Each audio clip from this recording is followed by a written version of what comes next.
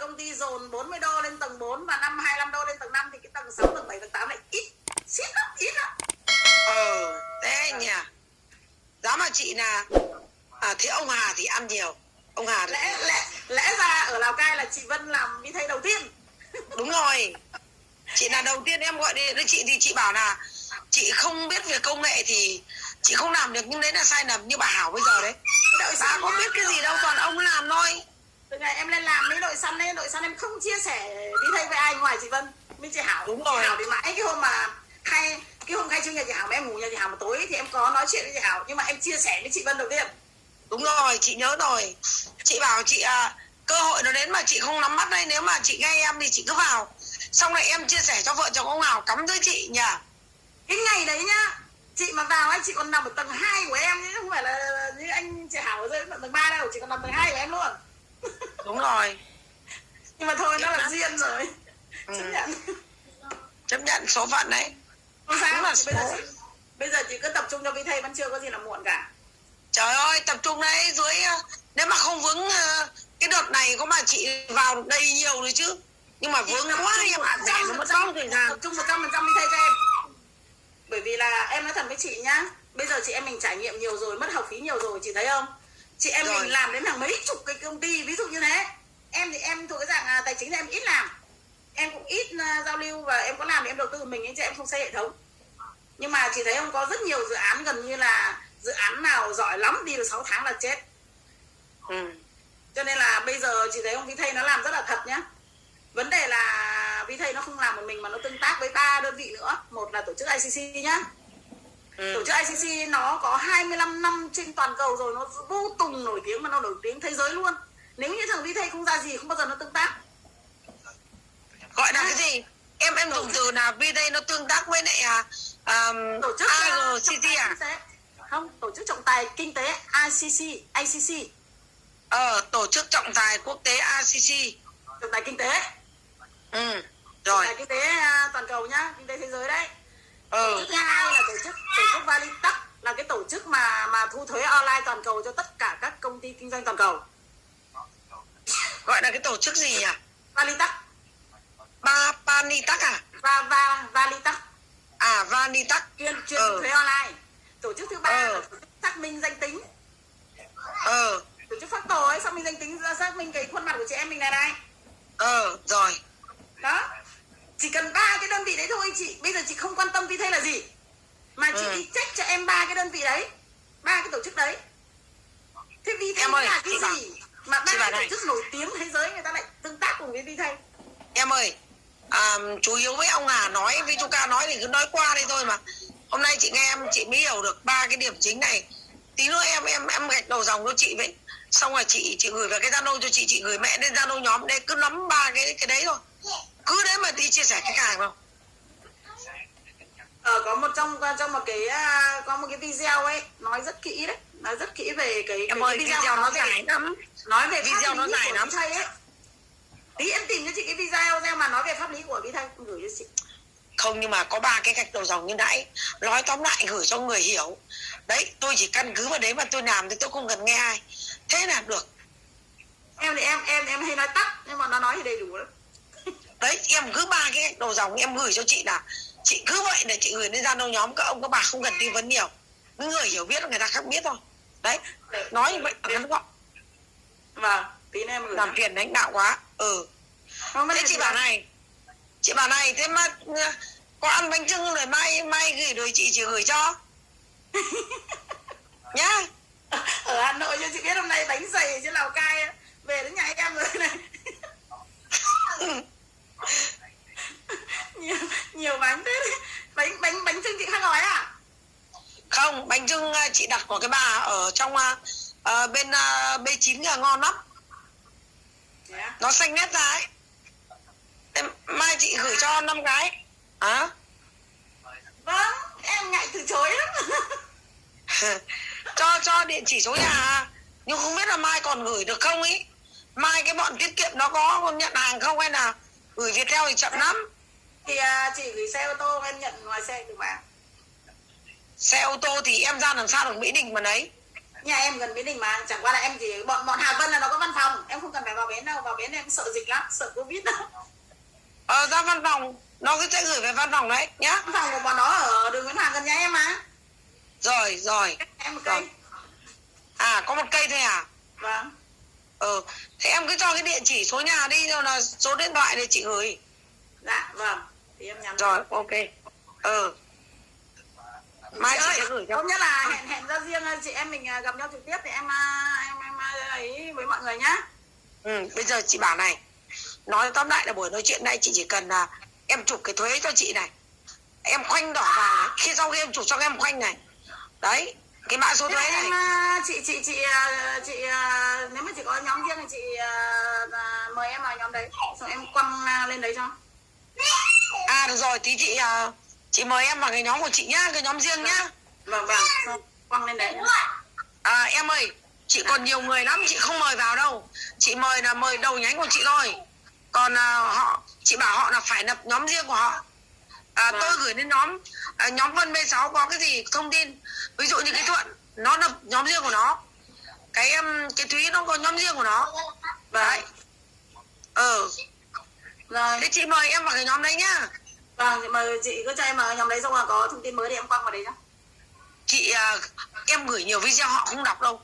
Bây giờ có ba cái gạch đầu dòng chính ấy, tôi căn cứ vào ba cái chỗ là ví dụ như là một là cái tập đoàn cái gì Vanisi đối tác chiến lược.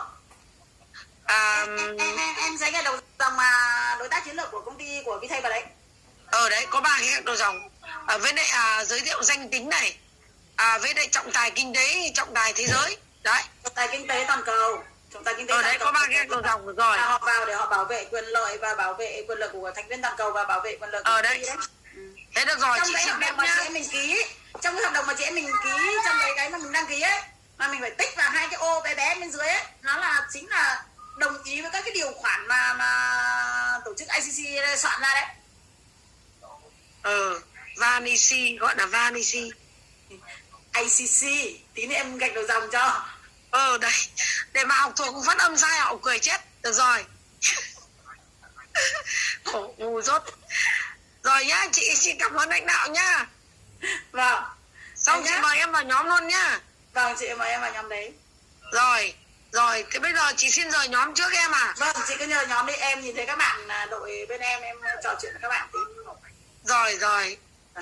Nhá, chị nhá. Cảm ơn em lãnh đạo nhá. Vâng, chúc chị ngủ ngon.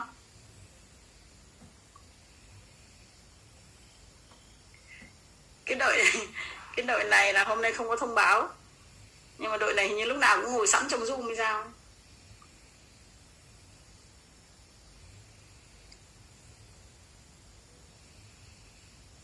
Rồi, cô Phương bật mic rồi, ai muốn nói chuyện thì tự bật mic lên không nói chuyện nhá.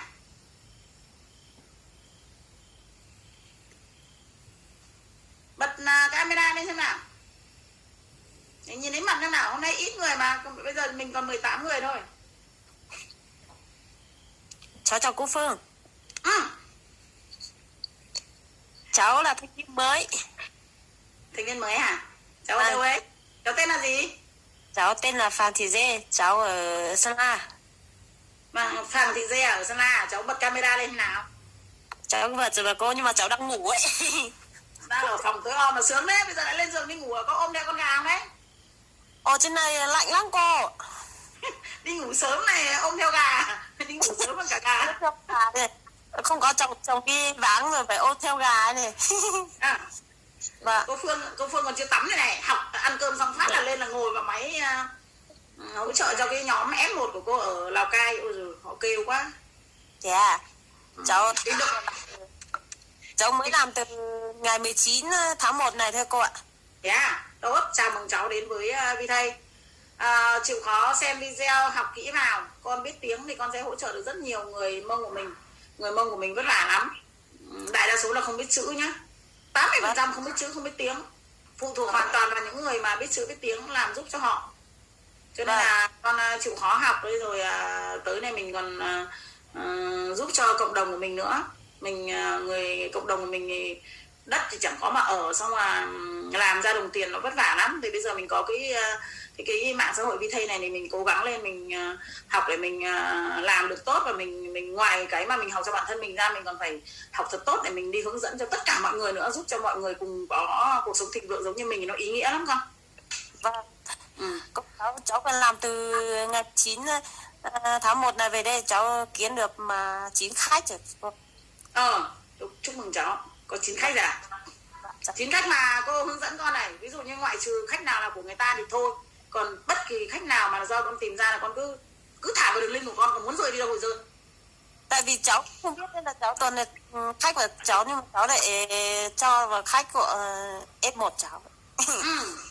Mình bây giờ ví dụ nhá, con kiếm được 9 người thì 3 người đầu tiên nó là ở tầng 1 của con, đúng không? Vâng. Thì bắt đầu từ người thứ tư con cũng cứ cho vào cái đường link, đăng ký bằng đường link của con, còn nó muốn rơi đâu thì rơi, nó vẫn rơi hết vào tầng 2 của con, nó vẫn lần lượt rơi hết vào 3 cái F1, nhưng mà nó là F1 của mình. Vâng. Nó rơi vào F1 của họ thì họ vẫn được tiền hệ thống, nhưng mà mình thì mình được cái tiền mua vị trí, và trong quá trình họ phát triển ấy, họ được tiền, mình sẽ được thêm 2 loại tiền nữa từ những cái người mà đăng ký từ đường link của mình. Vâng. Đó, thì mình được thêm mấy khoản thu nhập nữa thì tiền nó rất là nhiều.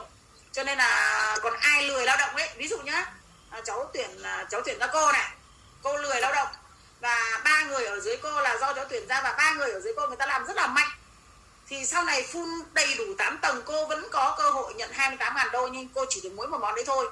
Cô bởi vì cô lười làm cho nên cô chỉ được hưởng cái thành quả mà người trên làm thôi, và người dưới làm. Chứ còn cô thì cô không được thêm 2 cái khoản thu nhập nữa, là từ cái việc mà họ mua vị trí này, từ cái việc họ xây dựng cộng đồng mà họ có, tức là gọi là thu nhập trên thu nhập.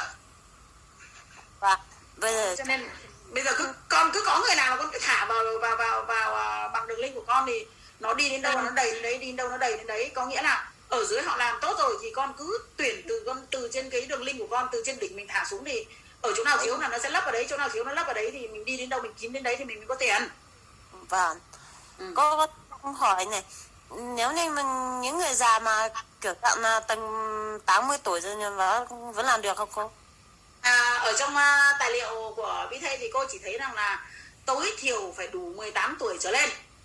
Vâng. Thì mới được làm Vthây, còn không thấy nói tối đa. Vâng. Không thấy nói tuổi tối đa, nhưng mà con lưu ý cho con một điều này.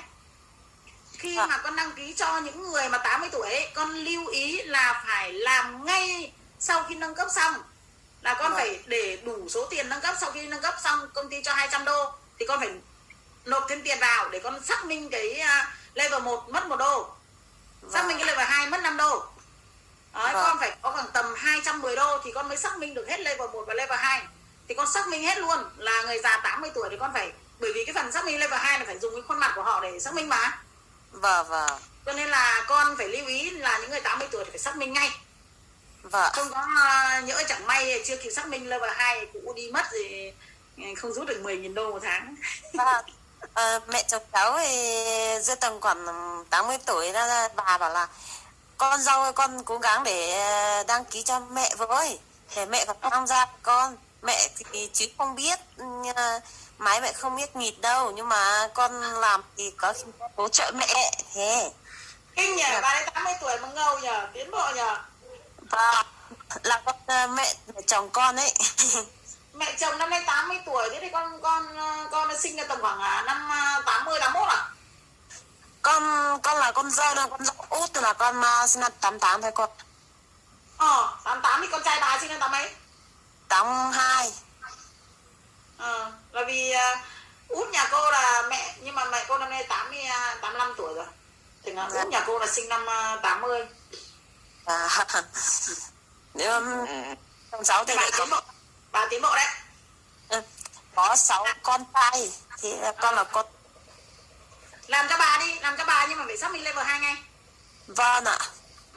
Nhá, xác minh level 2 luôn. Không có nhỡ có điều gì không ổn nên lúc đó mình lại không có không mượn được mặt của ai để xác minh ấy. Vâng. Con sẽ cố. Nhá. Rồi. Có bạn nào muốn trò chuyện với cô Phương nào? Mẹ Phương ơi. Ơi. Con hỏi xong là mùa này là tốt nhất cho nhà con mẹ ơi. Public chưa? Vâng. Chưa. với công ty khác thông báo về mail. Bây giờ là đang chuyển từ giao diện cũ sang giao diện mới thì chắc là phải hoàn thiện cái giao diện mới này xong đã. Các con thấy là giao diện mới đã hoàn thiện đâu đúng không? Giao diện mới bây giờ mọi người, nhiều người còn chưa vào được này. Xong rồi trong quá trình vào thì nó còn quay tít thò này rồi các kiểu, cho nên là chắc là nó phải mất khoảng 1 tháng đến 1 tháng rưỡi để hoàn thiện cái giống như kiểu mình chuyển sang nhà mới thì phải sắp xếp cho nó gọn gàng đâu vào đấy, rồi cây cảnh các thứ trau chuốt đã gì đẹp đẽ thì bắt đầu mình công bố chính thức được chứ. Thế thì cho con hỏi cái vườn kia mình chưa mở được là cho nên là như mẹ nói, xong là để hoàn chỉnh cái nhà đấy xong là mới làm rồi mẹ. Đúng rồi, con ở đâu đấy? Giới thiệu họ tên nào. Và con là Thọ Dế ở Mường Nhé mà. Nhưng mà nhé à? Dạ.